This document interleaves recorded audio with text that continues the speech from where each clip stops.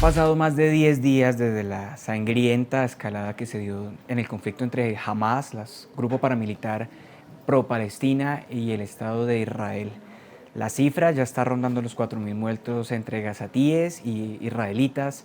Estamos hablando también de más de 1 millón de gazatíes que han sido desplazados. Hay alertas por lo que se está hablando de ataque y contraataque. Y entre la multitud de voces que hay sobre este tema, y para entenderlo un poco mejor, estamos con Silvia Cogollos, investigadora y docente de la Universidad Javeriana del Departamento de Historia, y Manuel Camilo Vides. Él es del departamento también de la Javeriana, del Departamento de Relaciones Internacionales, y estamos acá para analizar un poco qué es lo que está pasando, cómo se está moviendo esto, tratar de encontrarle un poco las causas y el origen a este conflicto que no es tan fácil de entender y que no es usual a lo que estamos acostumbrados a ver. Así que Silvia, bienvenida a este espacio. Manuel Camilo, bienvenidos. Muchas gracias por la invitación. Bueno, pues si les parece, yo quisiera arrancar con Silvia, arrancar con tu área de experticia, que es la parte histórica de este conflicto del Medio Oriente, y tratar de hablar de qué había ahí, cuál es una mirada a lo que había ahí, por qué quieren ambos grupos, o ambos, pues no son solo ellos, por qué quieren reivindicarlo. Datos como que Jerusalén también es la tercera ciudad más importante en el Islam. Y si te parece, parto de la pregunta, ¿podemos hablar de un conflicto que tiene orígenes religiosos o es algo geopolítico?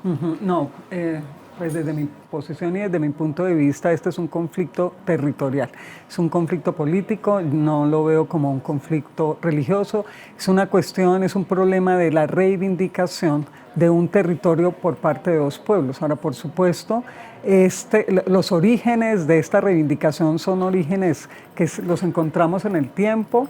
Ahora, claro, ¿dónde surge? Pues algunos podrían ubicar el origen del conflicto en 1947, cuando se hizo la partición del territorio, pero inclusive nos vamos más atrás, para el siglo XIX, cuando surge todo el movimiento sionista que propugnaba por la creación de un Estado judío en los territorios que consideraban propios. Pero si nos vamos más atrás, pues claro, este es un territorio que a través de la historia, podemos hablar de miles de años atrás, ha sido espacio de múltiples pueblos, múltiples estructuras sociopolíticas. Por supuesto, podemos hablar de hacia el 1000 antes de la era común, podemos hablar de el reino de Israel, el reino de Judá. Por supuesto, existieron estas dos estructuras sociopolíticas, pero pues que tuvieron toda una dinámica histórica, pero también tenemos que reconocer que ha habido presencia árabe desde el siglo VII de esta era, con la expansión del Islam y la expansión del mundo árabe. Entonces, la cuestión es que son dos pueblos que reivindican el territorio por sus raíces históricas. Entonces, pues es muy complejo, no hay que hablar de un conflicto religioso. Musulmanes y judíos han vivido pacíficamente, han convivido pacíficamente, sino que es una problemática territorial y, por supuesto, geopolítica. Manuel, no sé si quieres agregar algo en este punto. Sí, efectivamente, yo coincido con Silvia de que no es un conflicto religioso, yo lo colocaría más en términos de mi disciplina como un conflicto étnico, pero que con el tiempo se ha ido trasladando al ámbito geopolítico. Es decir, al final de cuentas, las ideas sobre quién apoya los planes de partición, las ideas sobre quién apoya a cada uno de los bandos en su reivindicación, termina por pasar ese conflicto de lo regional, de lo territorial, a un conflicto mucho más internacional. Por eso vemos un poco, digamos que a lo largo de la historia de Israel, sobre todo desde su fundación, hablamos de guerras internacionales. Israel básicamente se terminó a formar como Estado a partir de una serie de guerras con vecinos árabes. Y eso pues obviamente lo ha, digamos, caracterizado, a la vez de que efectivamente no es simplemente un conflicto que se centre en el territorio, sino que también se centra mucho en las alianzas internacionales que tiene no solamente Israel, sino también la comunidad y el pueblo palestino. Claro, yo quiero hacer 2 puntos también de énfasis antes de avanzar. Y es que tú me hablabas de que los musulmanes, pues árabes, persas y los judíos han convivido en este territorio, incluso antes de la fundación del Estado de Israel. También hay que hablar de que los judíos son una población errante por naturaleza y que hay un momento que también es de regreso al territorio que consideraban suyo. si te parece hablar un poco de cómo era esa convivencia. No, a ver, y eso dicho también, tú puedes consultar con analistas, por ejemplo, de las distintas universidades en Israel. La convivencia era totalmente pacífica durante las distintas estructuras sociopolíticas que existieron desde el siglo VII hasta el siglo XX con el Imperio Otomano. La convivencia, los musulmanes no, en ningún momento persiguieron a los judíos ni a los cristianos, porque también había comunidad cristiana. Era una convivencia pacífica, por supuesto, con las tensiones propias que se pueden dar en cualquier comunidad, pero fue una comunidad pacífica. Ahora, la cuestión, ¿dónde surge ahí? Entiendo y comparto lo que plantea Camilo con respecto a lo internacional, pero cuando surge esta idea del movimiento sionista de crear un Estado judío, un Estado en territorio palestino para el pueblo judío. Ahí es donde surge el conflicto. ¿Por qué? Porque para los árabes musulmanes, y no porque también encontramos árabes que no son musulmanes, hay árabes cristianos, para ellos esta idea pues iba en contra de la idea de ellos también de un Estado árabe. Entonces, pues esto empezaron las tensiones entre las dos comunidades. Ahora, ¿y estas tensiones cómo surgen? Surgen a raíz de las migraciones, tú lo decías, un pueblo errante. A ver, ¿qué sucede? Que los judíos, a raíz de las distintas diásporas, expulsiones, etcétera, pues se disgregaron por el mundo. Y solamente hasta el siglo XIX surgió la idea de la creación de un Estado para el pueblo judío. Entonces, esto lo veían los árabes como un peligro para ellos. ¿Por qué? Porque era crear un Estado donde ellos tenían, digamos, ellos eran una provincia otomana, era una provincia, parte del Imperio Otomano para principios del siglo XX. Entonces, esa idea y la migración, el movimiento de población judía que empezó a venir de Europa Central, a raíz también del antisemitismo tan fuerte que se estaba dando en el siglo XIX, lo vieron ellos como un peligro para ellos. Hay una parte, y quiero detenerme en el sionismo como movimiento, porque si no estoy mal, esto surge de un periodista austriaco, ¿no? No es propiamente un israelita ni un árabe el que tiene como esta idea de retornar al territorio. Sí, ahora fue un judío, un periodista austrohúngaro que lanzó la idea de la creación, y claro, y esto dentro del contexto de la construcción de los estados nacionales y de toda la construcción de la nación del siglo XIX europeo. Entonces surge esta idea, por supuesto, las comunidades judías se identificaban con esta idea y se inicia todo este proceso de reivindicar. Y sobre todo aquí lo interesante es cómo el territorio se convierte en ese elemento identitario definitorio de la nación judía, porque es que se pasa de una concepción de pueblo judío a la nación. ¿Qué es lo que hace la nación? El judaísmo, pero esa nación necesita un territorio, un pueblo, un estado, y ese territorio no podía ser sino el que ellos consideraban que era su territorio por las raíces históricas. Sin embargo, sí hubo otros territorios que se consideraron, ¿cierto? Sí, se pensó en Argentina, se pensó en Uganda, pero por supuesto esto no fue aceptado por... Incluso en Rusia, exacto, en Vladivostok. Exacto, pero imagínate en Rusia con todos los progromos que se estaba haciendo era contra... Era muy difícil. Exacto, era muy difícil. Entonces, y además que los mismos, digamos, integrantes del movimiento sionista no estuvieron de acuerdo, porque pues era lo que le daba la identidad, que es lo que pues, siempre planteo, es que lo que se construye, porque es que ¿quiénes son los que construyen los significados? Pues somos nosotros los seres humanos. Entonces, ¿qué es lo que construye la identidad del pueblo judío? Pues lo construye también el territorio. Y se le da todo ese, y ahora es el territorio histórico, se hace toda una serie de narrativas en las que el territorio es lo que le da sustento a que exista esa nación judía. Claro, y quiero hablar un poco como para ponerlo en contraposición, no sé cuál de los dos quiera tomar la palabra sobre el panarabismo, que también es un movimiento que habla de unir al mundo árabe y todas estas naciones de Medio Oriente. Ese panarabismo tiene, digamos, su explosión más o menos en los años 60, sobre todo con la figura de Nasser. Del siglo pasado. Del siglo XX. Siglo pasado, hablamos del panarabismo. Exacto. Y básicamente lo que reivindicaba, sobre todo Nasser, era la idea de unir a todos los árabes en algo que en su momento se llamó la República Unida Árabe, que de alguna forma tenía a Egipto, a Siria, y pues obviamente se quería integrar un poco al futuro Estado palestino dentro, digamos, dentro de esa entidad territorial. Y obviamente también en un contexto muy importante que es la descolonización, y es que a partir de esa serie de iniciativas de colocar, de unir a todos los árabes, era generar una voz árabe en el mundo.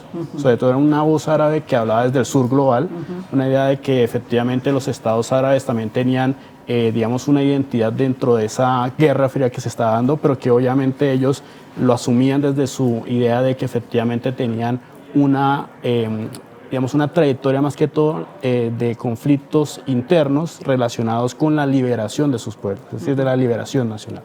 Entonces el panarabismo tiene esa explosión con Nasser y de alguna forma va a tener como esa, digamos, ese pico, digamos, de éxito cuando se lanza toda esta idea de que efectivamente se une a todos los árabes en torno a la idea de que Israel no tiene que existir.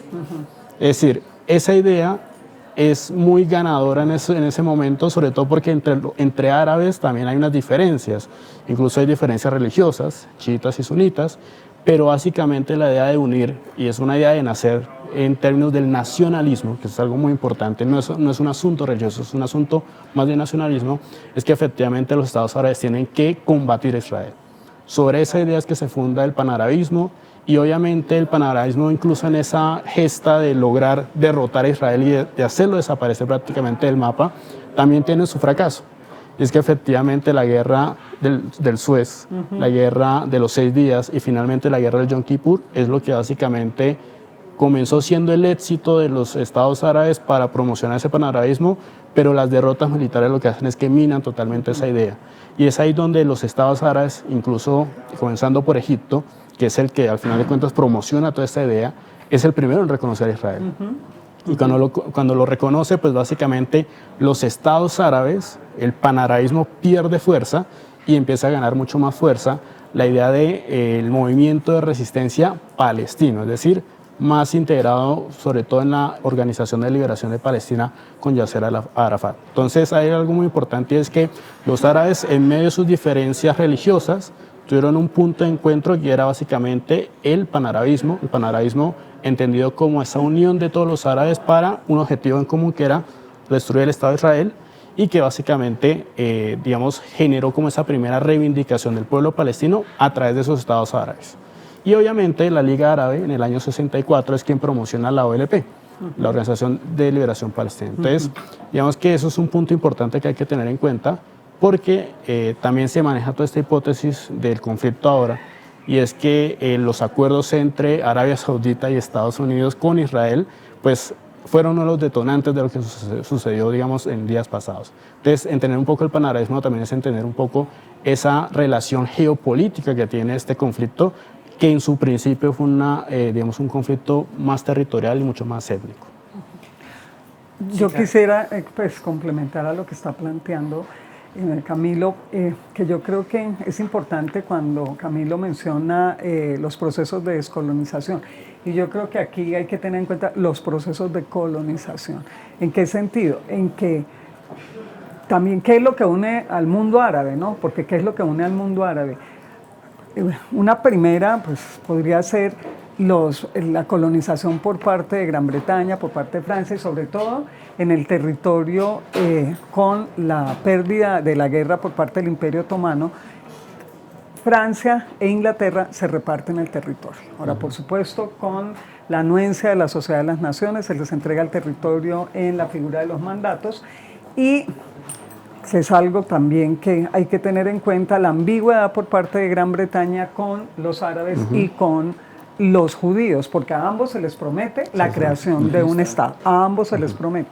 Entonces, por supuesto, para los judíos pues fue un éxito porque se crearon el Estado el 14 de mayo de 1948, Ben Gurión decreta la creación del Estado de Israel, por supuesto, para el caso de los palestinos no, por supuesto, y lo que tú comentabas, las guerras internacionales, porque es que las guerras fueron fueron los estados árabes contra Israel, fueron los estados árabes. Ahora, por supuesto, Nasser, él, con intención de convertirse también en ese líder del mundo árabe, la causa palestina es una causa que solidariza al mundo árabe y claro, no tiene que ser una cuestión religiosa, es más una cuestión de quiénes somos los árabes, etcétera, y cómo la causa palestina los une.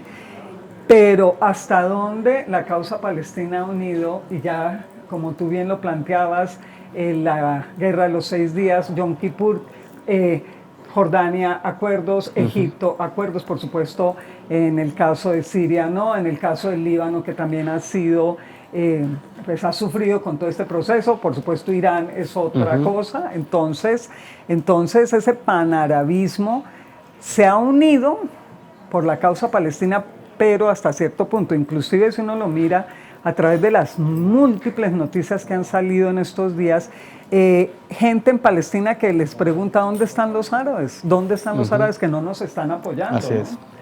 Ya.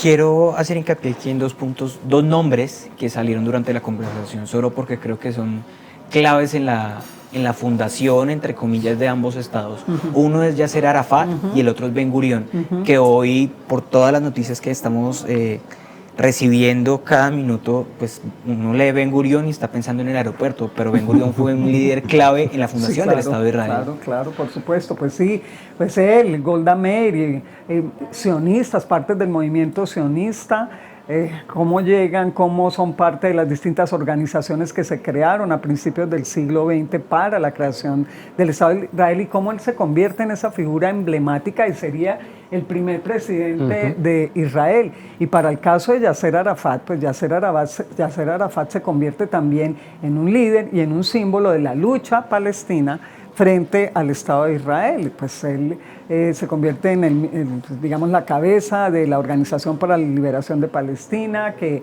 por supuesto en una primera instancia no reconoce al Estado de Israel, propugna por la destrucción del Estado de Israel, la utilización de la violencia como la herramienta de lucha, pero una violencia fuerte, porque pues, está el caso de los Olímpicos de Múnich y cómo se secuestra y se asesina a unos atletas, secuestro de aviones, etcétera, como herramientas pero pues como tú bien lo mencionabas, los distintos digamos que fracasos de esta lucha pues después de la primera intifada, lleva a la Organización para la Liberación de Palestina a reconocer el Estado de Israel, a renunciar a la violencia como forma de lucha. Entonces, sí, han sido 2 figuras muy importantes, muy emblemáticas y simbólicas, tanto para Israel, por supuesto, en el caso de Ben Gurión, como para, los palestinos de Al-Fatah y de Cisjordania. Porque en el caso de Hamas, no. Estamos hablando de otro caso, sí. Exacto. Hay puntos importantes ahí de Ben Gurión y es que la mayoría de los presidentes, primeros ministros de Israel han sido parte del movimiento sionista, es decir, esa generación que llegó con las aliyas a Palestina y que efectivamente fueron los que le dieron forma a las instituciones políticas de Israel. Y en el caso de Yasser Arafat, yo creo que Arafat, su protagonismo se dio más que todo cuando el panarabismo estaba en declive. Es decir, cuando efectivamente los estados árabes ya no fueron lo suficientemente importantes y obviamente fuertes para derrotar a Israel, obviamente la figura de Yasser Arafat aparece en un momento en que efectivamente los palestinos buscan un liderazgo y ese liderazgo está en la OLP. Entonces, efectivamente para ambos comunidades, pueblos son muy importantes porque representan como esa raíz donde surge tanto el Estado judío, pero también esa reivindicación del Estado palestino y sobre todo teniendo en cuenta que Yasser Arafat en su momento fue muy violento contra Israel, pero es al final de cuentas el que también genera el status quo que tenemos ahora. Y es que a través de los acuerdos de Oslo, él firma que efectivamente reconoce al Estado de Israel, hay una autoridad palestina que es como el gran logro que tienen los palestinos, pero efectivamente es también la semilla de los nuevos problemas, ¿no? Porque sobre todo Israel un poco siguiendo con estos gobiernos, sobre todo los gobiernos más tirados a la derecha, pues de alguna forma han generado como esa, digamos, minar un poco esos acuerdos mediante la idea de los asentamientos. Y eso es algo que efectivamente nunca se le ha perdonado, por ejemplo, al Fatah, de ser muy condescendiente, muy moderado frente a las políticas de Tel Aviv. Entonces, obviamente sí son figuras muy importantes, pero en medio de sus, digamos, sus legados también generaron muchos más problemas también. Bueno, han salido conceptos muy claves que yo quiero que definamos rápidamente, porque primero, ¿qué es una intifada? Porque ha salido el nombre y yo creo que el riesgo de una intifada es latente pues, con todo esto que está pasando. A ver, una intifada es un movimiento, es un movimiento de protesta. La primera surge en 1987, que a raíz de esta primera intifada es como surge Hamas. Y es un movimiento de protesta por parte de la población palestina contra la ocupación, contra las injusticias, contra la no libertad de circulación, etc. Entonces, como movimiento de protesta salen los jóvenes y pues cualquiera que vea a los medios en el 87 eran jóvenes palestinos tirando piedras contra tanques israelíes, contra el ejército israelí. Esa es la intifada y fue un movimiento fuertísimo que no solamente fueron los palestinos de Cisjordania y de Gaza, sino a nivel general. Ahora, yo creo que aquí hay un elemento importantísimo que comentó Camilo, que tiene que ver con los asentamientos, y aquí es clave la guerra de 1967, que la guerra de 1967, ¿qué produjo? Pues la ocupación por parte del Estado israelí de Cisjordania y de Gaza. Y ahí es donde inicia toda esta dinámica de los asentamientos que pues digamos que visto con buenos ojos por parte de Israel, cómo se llevan colonos, cómo se apropian de los territorios que les deben pertenecer a los palestinos. Entonces, claro, esto es lo que propicia, en este caso, que llega un momento, pues la ocupación en Gaza por parte de Israel fue hasta el 2005, si no 2005, sí, 2005 fue la ocupación. Entonces, son años y años y años de ocupación. Entonces, pues una de las formas de manifestarse ha habido dos intifadas. Y como decía, la primera, como resultado de la primera, fue la creación de Hamas. Hay algo muy importante ahí, es que esas intifadas surgieron como una estrategia de no violencia. Sí, claro. ¿En qué sentido? Primero, en crear una imagen de que efectivamente el movimiento palestino no era violento, los violentos eran los israelitas.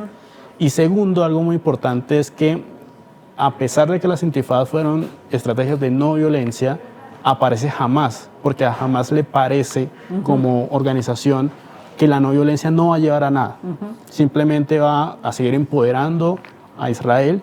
Y en ese sentido, la idea de las anexiones, sobre todo una anexión que uno pensaría que es muy sutil. ¿Por qué? Porque las anexiones suelen ser violentas, ocupaciones, como por ejemplo sucedió en Gaza, pero en Cisjordania ha sido más sutil y ha sido con una estrategia que ha sido condenada, de hecho, por Naciones Unidas, es que son los asentamientos. Es que efectivamente los asentamientos son ilegales porque tú no puedes llevar población del país ocupante a un territorio que has ocupado. Es decir, tienes que respetar los derechos de las personas que están ahí. Entonces, efectivamente, Israel ha manejado algo muy interesante, es que es una estrategia según los tiempos.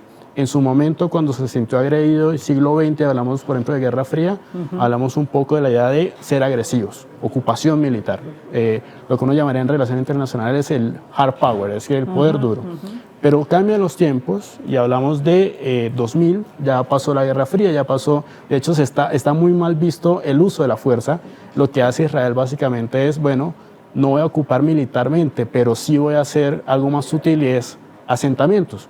No es violento, es incluso más barato que de alguna forma los recursos militares, pero es prohibido. Entonces, efectivamente, tanto Israel como el pueblo palestino han utilizado una serie de estrategias dependiendo del tiempo y dependiendo obviamente de la percepción que tenga la comunidad internacional de sus acciones. Hemos hablado mucho de cómo surge Hamas, pero hoy lo que vemos es un grupo paramilitar que tiene muchos apoyos, digamos, puede ser de Irán, de Hezbollah, pero también hay que hablar de Hamas como un grupo que también tiene un componente político, que gana unas elecciones incluso, y que se enfrenta al Fatah, que es el movimiento que hoy rige en la autoridad palestina, en la parte de Ramallah, en Cisjordania, que es diferente a Gaza. Diferenciémonos un poco, como para que la gente entienda cuál es el componente político de Hamas, que tiene detrás los hermanos musulmanes, que es un movimiento de Egipto también difícil de comprender. Si quieren, vamos por ahí. A ver, pues yo creo que parte de la diferencia entre nosotros, como bien lo planteas, pues digamos que su influencia es de la hermandad musulmana. Esto es un movimiento que surge a principios del siglo XX en Egipto. Además es un movimiento que surge como una forma de, enfrentarse a la dominación colonial, sobre todo a todo lo que implicaba Occidente, lo que para ellos era considerada la contaminación de Occidente. Entonces, tanto la hermandad musulmana como, podríamos decir, su filial en este caso para el pueblo palestino, pues dos objetivos: objetivo político, objetivo asistencial. Pero aquí hay una diferencia. En el caso de Hamas, dentro de su carta fundacional, la idea es la creación de un Estado islámico, ojo, un Estado islámico, no secular, que sería para el caso de Al-Fatah. Entonces, ¿esto qué lleva? Por supuesto, como tú lo estabas planteando y como bien lo dijo Camilo, la posición de Hamas es que la violencia hay que utilizarla como una estrategia. No estuvieron de acuerdo.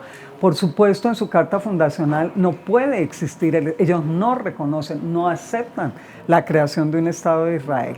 Entonces, ahora, la pregunta aquí también vendría a ser: ¿hasta dónde los palestinos aceptan o no aceptan a Hamas? Ahora, sí, podemos encontrar posiciones de aceptación, pero otras posiciones que no, pues que sí es la representatividad. Entonces, ¿qué pasa con la Autoridad Nacional Palestina, que hasta las elecciones del 2006 pues era considerada la autoridad que aglutinaba a toda Palestina, Cisjordania y Gaza? Pues que van a unas elecciones para escoger a los miembros de ese consejo, y gana Hamas. Y esto llevó a una división, porque ¿cuál es el ala política de la Autoridad Nacional Palestina? Al-Fatah es la autoridad. Entonces ya entró una división. ¿Y qué llevó a esto? A que se dividiera también la autoridad territorialmente.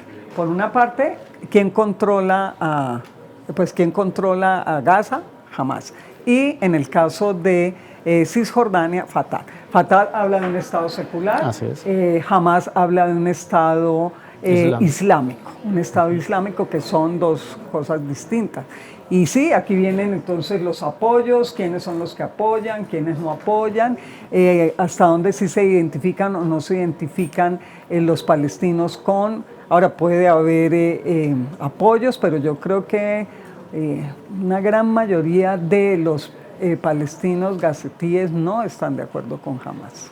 Eso es algo muy importante entenderlo, porque el Medio Oriente tiene esa particularidad de que muchas veces la política se combina con la violencia. Y en ese sentido Hamas es el ejemplo representativo. En ese sentido hay que hablar un poco de que efectivamente en 2007, cuando se produce la división, el control de Gaza, ¿cómo se zanjó la cuestión? Violentamente. Exacto. Básicamente Hamas atacó las fuerzas de la autoridad palestina, entendiendo que por autoridad palestina que son instituciones formales, las que surgieron al final de cuentas del acuerdo de Oslo, y lo sacaron básicamente a sangre y fuego. Entonces ahí es donde aparece un poco esa división de que Gaza queda en manos de Hamas, pero Cisjordania todavía queda bajo el control de Al-Fatah y obviamente la autoridad palestina.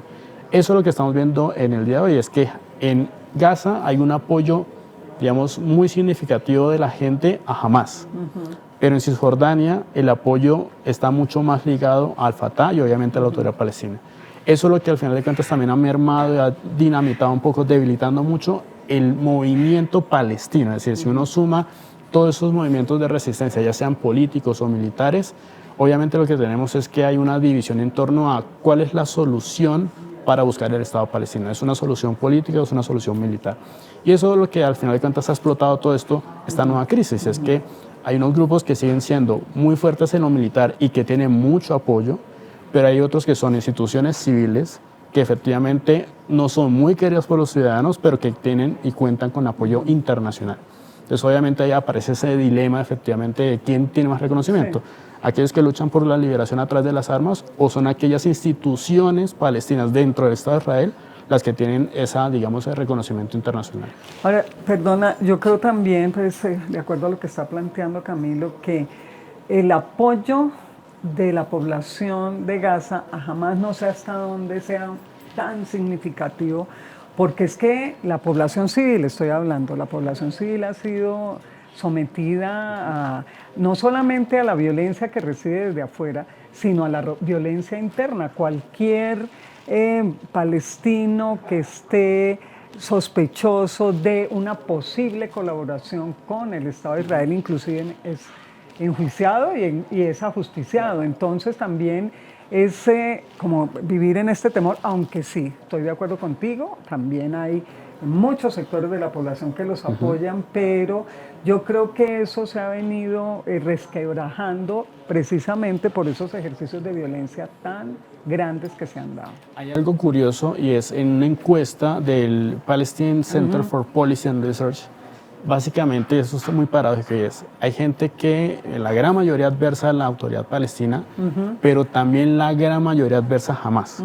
Entonces uno no entiende más o menos a los ciudadanos qué apoyo se está generando hacia ciertos grupos, hacia cierta solución. Y en ese sentido, lo que hemos visto recientemente, pues sobre todo en medios, es que hay gente en la Franja de Gaza que pues obviamente dice apoyamos a Hamás, pero hay otros que dicen ¿dónde están los estados árabes? Exacto, ¿Sí? y que esto no es con nosotros, esto es con Hamás. Exactamente. No es con nosotros, sino es con Hamás. ¿Por qué nos meten a nosotros? Sin embargo, son ellos quienes están poniendo las víctimas y los que terminan siendo desplazados del territorio, claro, que es tal vez la parte más grave de este asunto. Yo quiero, para terminar esta parte histórica, hacer un breve repaso de la responsabilidad internacional en todo este asunto, porque hay puntos a tener en cuenta como qué tantos intentos de intervención ha habido, tiene que ver con la creación del Estado de Israel, cómo Israel tiene tanto apoyo y tantos recursos y termina siendo un brazo militar tan fuerte, lo que llamábamos, lo de Camilo, la Hard Force, cómo también intervienen en la partición del territorio, cómo terminan diciendo que Jerusalén tiene que ser una ciudad que tiene que ser manejada por fuerzas internacionales, sin embargo está siendo ocupada por autoridades israelitas. Bueno, eso es interesante porque yo creo que el primer responsable en términos históricos es Gran Bretaña. Creo que el haberle prometido tanto a los judíos como a los árabes tener un estado en una tierra que efectivamente ya está ocupada por los árabes y después tener todo, digamos, toda esa tal vez desvergüenza de abstenerse incluso de la resolución 181 de la partición, pues revela que efectivamente Gran Bretaña fue el que generó todo este problema. Generó un problema, digamos, derivado de la colonización, pero sobre todo generó un problema en términos de que efectivamente necesitaba apoyos para tanto la Primera Guerra como para la Segunda Guerra Mundial. Entonces yo creo que el primer responsable es Gran Bretaña. Yo creo que el segundo responsable allí aparecen también, digamos, es Estados Unidos. Uno puede entender el apoyo de los Estados Unidos a Israel en el sentido de que es la primera línea de combate contra el terrorismo yihadista.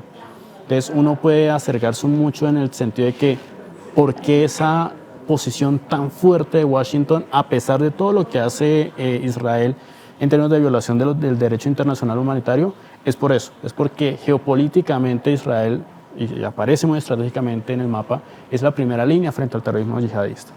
Y yo creo que un tercero es también los palestinos. ¿En qué sentido? Cuando se les ofreció muchos acuerdos para, digamos, redistribuir el territorio, sobre todo lo estoy hablando más que todo en 2000 con Yasser Arafat, ellos lo rechazaron. Obviamente también aquí le queda mucha responsabilidad a Israel porque Israel firma los acuerdos pero los dinamita. Entonces ahí la responsabilidad internacional corre por cuenta no solo de Gran Bretaña sino también de Estados Unidos de apoyar obviamente a un Estado que efectivamente se dice que viola el derecho internacional humanitario. Y obviamente eso lo que genera mucho es poca credibilidad por parte de un país que siempre se ha, digamos, erigido como un gendarme del mundo.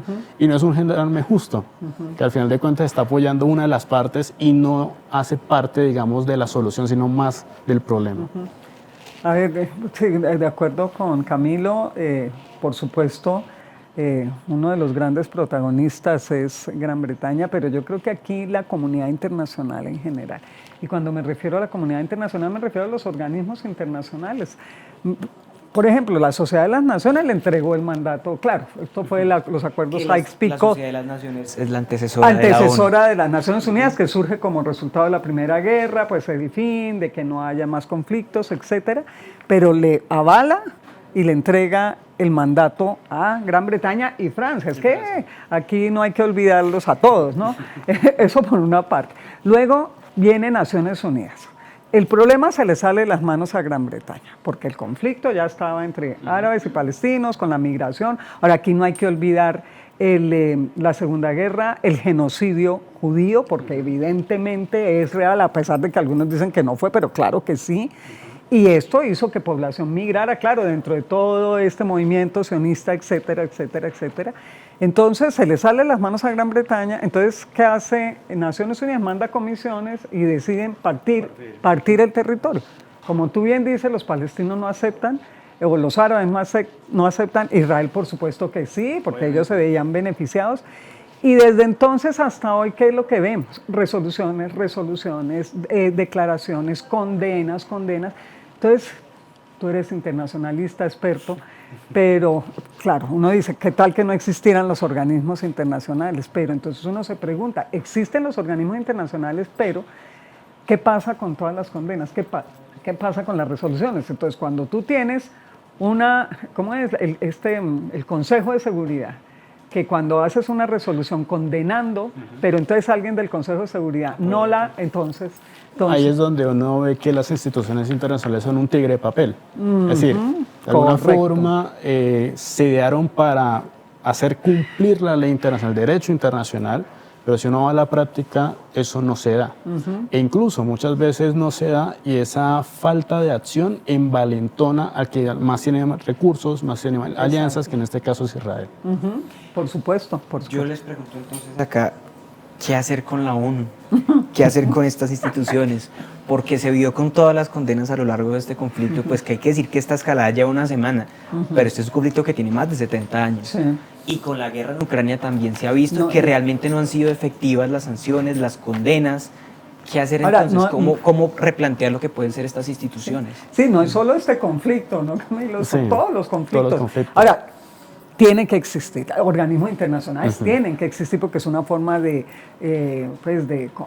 organizar las relaciones entre los estados. La cuestión es que si los estados firman, los estados están de acuerdo, ¿qué es lo que pasa? Ahora, tampoco se trata de que hay que utilizar la violencia para que se cumplan, pero yo no sé si hay que renovarla, cambiarla. Por ejemplo, ese famoso Consejo de Seguridad. Es que en el Consejo de Seguridad pues están las distintas posiciones de los líderes mundiales, está la geopolítica mundial, entonces depende de los intereses, entonces se aprueba o no se aprueba. O se mitiga, se negocian términos de la declaración. Exactamente, sí, que es lo que uno se pregunta ahora, ¿cómo van a tratar de que este conflicto no escale más? ¿Cómo se va a tratar de tranquilizar? Ahora va a viajar Biden a Israel. Ahora, por supuesto, lo que tú planteas y yo creo que también el apoyo de Estados Unidos a Israel pues viene también de tiempo atrás como una forma de contención frente a todos estos estados árabes que de acuerdo o no de acuerdo con las políticas de Estados Unidos. Y aquí también hay que mencionar, yo creo, a la Unión Europea, ¿no? Así es. Aquí también hay que mencionar... Que funciona un poco igual, ¿no? Porque el bloque de la Unión negocia muy parecido a lo que hacen los consejos de seguridad. Exactamente. Entonces, pues es complicado. Y esa pregunta que tú haces, ¿qué hacer con los organismos internacionales? Pues es complejo, ¿no, Camilo? Sí, yo creo que esa es la pregunta que es más difícil que se le pueda hacer a un internacionalista o un politólogo. O sea, ¿qué debemos hacer con Naciones Unidas? Y yo siento que Naciones Unidas tiene un fallo de origen, y es, efectivamente, se pensó como un organismo supranacional, pero es que los estados son muy recelosos de entregar soberanía. Entonces terminó siendo una institución intergubernamental donde todo se negocia, es decir, donde los estados tienen más poder que incluso las instituciones. Tanto así que el balance de poder termina configurando la institución, termina configurando los acuerdos y las reglas. Entonces, la pregunta es difícil de responder, creo que no tendría una respuesta acá, Pero yo Entonces, te la cambio. Desde las relaciones internacionales, desde la academia, desde la teoría, ¿qué soluciones se pueden plantear? ¿Qué escenarios podrían ser factibles para un conflicto que internacionalmente no ha tenido solución en 70 años? Yo siempre apuesto como internacionalista y como persona por el diálogo, pero efectivamente hay una serie de condiciones que tienen que cambiar entre las partes. Es decir, y esto lo hemos visto últimamente, es no hacerse de la vista gorda frente a ciertas situaciones que aparecen en las partes. Uno no puede condenar la violencia de una parte y no condenar la otra. Es decir, si todos al final de cuentas vamos a estar en una mesa de negociación, tienen que ser pares. No es una, digamos, subordinación de una parte hacia la otra. Entonces, efectivamente, yo creo que si Naciones Unidas tuviera que recobrar la credibilidad que ha perdido durante todo este tiempo, pues yo creo que lo primero sería cumplir ese plan de partición. Claro. ¿El asunto cuál es? El asunto es que la realidad se estrella. ¿En qué sentido? En que por inercia, básicamente, ya los judíos están acostumbrados a tener ese territorio. Pero el problema es que los palestinos no han dejado de reivindicar ese territorio. Exacto. Entonces, muy fácil sería decir, vengan, cumplan el plan de partición del año 47. Pero es que, de nuevo, si uno va a la realidad, ni los judíos quieren entregar esa tierra, pero los palestinos tampoco quieren dejarla de reivindicar. Ahora, ellos han, digamos que, algunos plantean, vamos a las fronteras del 67, 1967. Que no se respetaron en Claro, ningún momento. y entonces aquí vendría hasta dónde Israel, hasta dónde los israelíes estarían dispuestos a dejar, sobre todo en estos asentamientos donde los colonos también, pues hay comunidades de colonos muy violentas, hasta dónde están dispuestos a retirarse, hasta dónde, yo alcanzaría a pensar que la autoridad palestina, Al-Fatah estarían dispuestos, jamás, no creo, entonces pues es complejo y también estoy de acuerdo, vamos a sentarnos y tiene que haber una simetría entre los actores, no una asimetría sino una simetría, entonces vamos a dialogar, además hay que reconocer, el Estado de Israel existe, es una realidad, entonces hay que reconocer la posibilidad de un Estado palestino. La cuestión es que en las condiciones actuales, en la separación de los territorios, Cisjordania por acá, Gaza por acá, Israel en la mitad. O sea, funcionan como enclaves. Exactamente. Y eso es muy difícil, de alguna forma, conectar esas dos poblaciones. Claro, porque ¿cómo van a circular si el de la mitad no los deja? ¿Y qué garantías va a tener ese paso? No, y el de la... Exactamente. Uh-huh. Entonces, ¿cómo se van a comunicar? Pues es muy difícil. Entonces, claro, estoy de acuerdo con el diálogo, en contra totalmente de la violencia y como bien dice Camilo, yo no puedo condenar una y la otra no. Hay que condenar cualquier tipo de violencia. Esto que acabas de decir me da paso para preguntarle a Manuel, como internacionalista, no podemos dejar de mencionar que gran parte de las relaciones diplomáticas con Israel se han visto minadas por la respuesta diplomática del gobierno colombiano, primero encabezadas por el presidente Gustavo Petro, pero también por el canciller Álvaro Leiva, los roces que se han tenido con el embajador acá en Colombia, el representante de Israel. Manuel, un análisis más bien corto, porque este espacio no se trata de eso, de esas relaciones, de esa respuesta, de cómo se pueden minar o cambiar estas relaciones. Bueno, yo recuerdo que en Naciones Unidas, en la Asamblea General, el presidente Gustavo Petro mencionó la idea de que Colombia fuera mediador, facilitador de alguna de esas dos posiciones en una conferencia internacional sobre Palestina. Creo que hasta ese punto el gobierno colombiano se comprometió tanto al reconocimiento de Israel como se hizo en años recientes con el reconocimiento de Palestina. Es decir, Colombia, desde que votó la resolución 181, no ha sido incoherente con su posición de saber de que hay dos estados, un estado palestino y un estado judío. Pero recientemente las declaraciones han dado vuelco totalmente a esa posibilidad de que Colombia sea un facilitador y un mediador confiable. Entonces, mi punto va básicamente a que uno no puede, a partir de una declaración impulsiva, de que efectivamente la posición de Colombia termine favoreciendo a unos en contrariedad a otros.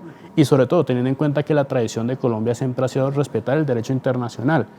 Y ese derecho internacional ha estado básicamente en el reconocimiento, como ya bien lo he mencionado, de que se votó una resolución, Colombia fue a favor de esa resolución, y es que existe un Estado palestino y un Estado judío.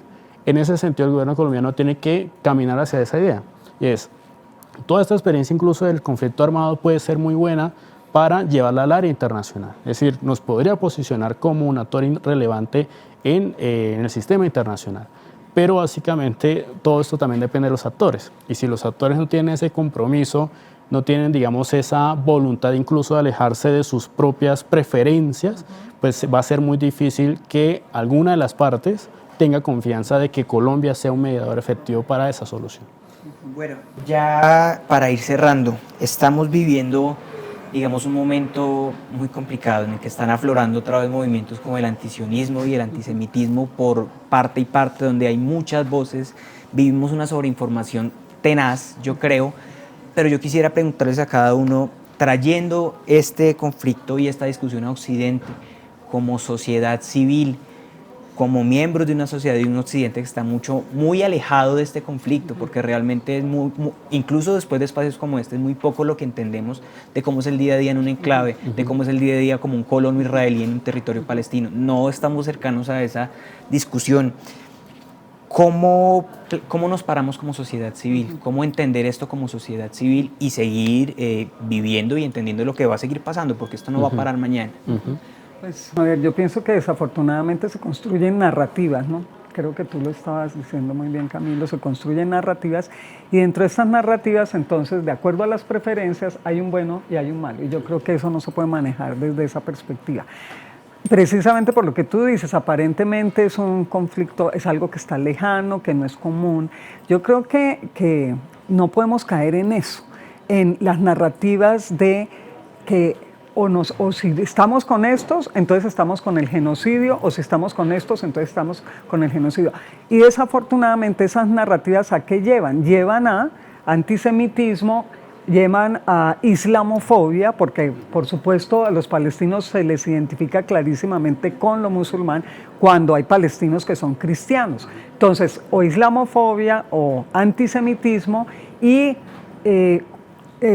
las narrativas llevan también entonces a unas expresiones violentas, unas expresiones de odio, entonces voy a atentar contra ese que es judío, voy a atentar contra ese que es musulmán. Entonces yo creo que como sociedad civil, y como bien lo decía Camilo, pues tenemos que ser conscientes de que primero acercarnos y conocer qué es lo que pasa, qué es el conflicto.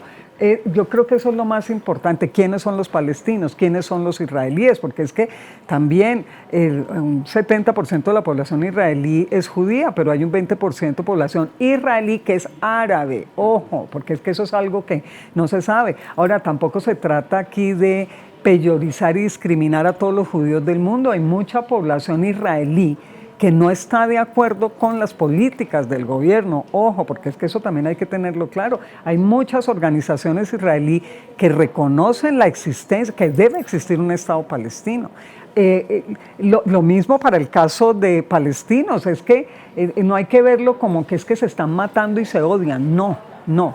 Entonces yo creo que... Ahora, pero sí hay que pie y muy cortamente, en que sí hay una parte en cada grupo que desearía la exterminación del otro. Claro, y que no reconocen, por supuesto, tú encuentras también en Israel grupos ultra ortodoxos, ultra radicales que no aceptan por ningún motivo la creación de un Estado palestino. Y por supuesto, también encontramos entre los palestinos aquellos que no aceptan por ningún motivo la creación de la existencia de un Estado de Israel. Entonces hay que partir, yo pienso, lo más básico, el reconocimiento del otro, el reconocimiento por el otro, la no violencia como mecanismo, el acercarnos al conocimiento, no empezar a empezar a hablar sobre este tema si no lo conocemos, que yo, como tú dices, la sociedad civil en general, y confiar que este conflicto, pues que se puedan sentar, que puedan dialogar. Ahora, yo veo muy difícil, lo veo complicado, veo muy complicado la creación de un Estado de Israel por estas condiciones en las que nos encontramos en este momento, pero pues creo que hay que abogar es por eso. Por ejemplo, este tipo lo que ustedes están haciendo, que es una forma de llegar a la gente, que la gente sepa por qué está pasando esto. Es como eso. Yo siento que primero esto va desde los ciudadanos y es la información, como bien decía Silvia, muchas veces por redes sociales, por la inmediatez de la información, las personas suelen tomar una posición dependiendo de las preferencias, dependiendo de su afinidad política, ideológica, lo que sea. Y en ese sentido no es bueno, digamos, ese consumo excesivo de información si digerirlo bien. En ese sentido sí es bueno que todas estas iniciativas que tratan de alguna forma de como de colocar en términos sencillos, pero sin dejar de ser expertos estos asuntos tan complejos, es muy importante para la población. ¿En qué sentido? De que obviamente da a entender que en los dos bandos hay culpabilidades, pero también en los dos bandos pueden existir las soluciones, que es lo que hablamos un poco de que en el bando de Israel hay gente que favorece digamos, la creación de un Estado palestino, pero hay otros que efectivamente son lo que uno diría en términos internacionales los halcones. Es que no favorecen cualquier de alguna forma solución con Palestina, y lo mismo pasa del lado obviamente de Palestina. Segundo, yo creo que en términos de los que toman decisiones, de los decision makers, básicamente es que el punto de referencia tiene que ser el derecho internacional. No hay otra, digamos, otra solución. Salirse de eso básicamente es provocar más problemas. Entonces aquí es un poco la idea de respetar el derecho internacional, la idea de respetar las resoluciones de Naciones Unidas, que es básicamente como el acuerdo que todos hicieron para que este mundo fuera en paz y seguro, que obviamente no se ha respetado. Y tercero, yo creo que algo muy importante es también entender que en este tipo de conflictos hay que tener mucha mesura, ¿sí? ¿Por qué? Porque básicamente los discursos terminan también generando esas narrativas que llaman a la acción. Y eso no es bueno para la sociedad, y no es bueno, yo hago lo que hablo en términos más de relaciones internacionales, para la seguridad del mundo. Y eso es algo que estamos viendo, y es que los discursos, uno pensaría que los discursos no son nada, simplemente son palabras vacías, y no, envalentonan, motivan. Entonces hay que cambiar esos discursos por odio por unos discursos más ligados al conocimiento, más ligados a la idea de que hay que tomar estos conflictos a través de la razón. Entonces, yo creo que esa sería mi invitación, es de los ciudadanos informarse mucho mejor antes de tomar una posición, y sobre todo tener en cuenta que ese tipo de, digamos, de iniciativas también para entender el conflicto son como esa especie de tamiz, y es que frente a tanta información, saber tamizar muy bien cuáles son los elementos importantes. Segundo, en los decision makers, básicamente tener en cuenta de que el derecho internacional es el punto de partida para cualquier solución. Y finalmente, que obviamente los discursos de odio pues son los que al final de cuentas están echándole gasolina a este conflicto. Entonces hay que bajarle mucho más en ese punto a ese tipo de narrativas. Pues bueno, yo creo que con estas dos intervenciones llegamos al final de este espacio. Esperamos que haya sido un poco explicativo y que nos dé las bases para entender un poco más qué es lo que está pasando. A ustedes muchas gracias por acompañarnos. Los invitamos, como siempre, a seguir conectados en todas las plataformas del Espectador, a visitar la página web siempre con los últimos contenidos de este conflicto y todo lo que está pasando a nuestro alrededor, a suscribirse a este canal de YouTube y a estar, por supuesto, muy pendiente de todo lo que está pasando con este conflicto, esta guerra entre Israel y entre Hamas.